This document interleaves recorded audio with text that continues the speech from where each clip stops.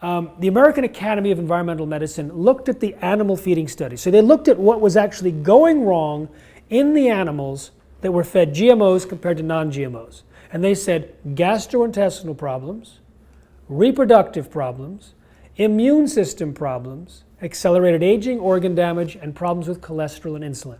They said every doctor should prescribe non-GMO diets to every patient. Now, that was in 2009.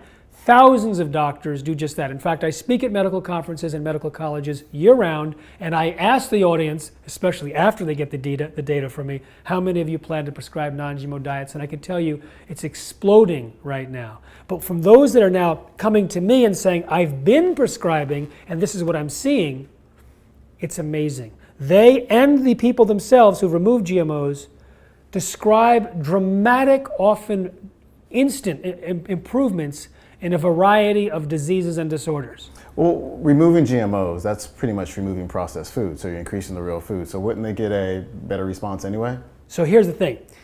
I will go to a lecture, and I'll first start with, I'll raise that question second.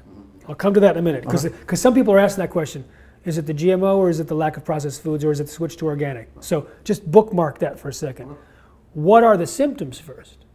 Symptoms. The number one symptom that improves, that is usually 80 to 90% of the people that notice an improvement, is gastrointestinal.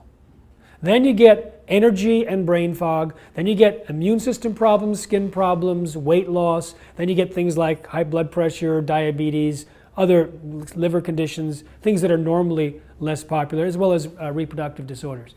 So we talk about those specific problems, and people get really excited because they realize like 50 people in the room are saying the same thing. They got rid of GMOs. And then I say, well, how'd you get rid of GMOs? And they say, buy organic or reduce processed foods. And I say, aha, how do we know it's the GMO? Right. Just like you asked, although you were a little quicker. So I said, we don't know. There are cofactors. Yeah.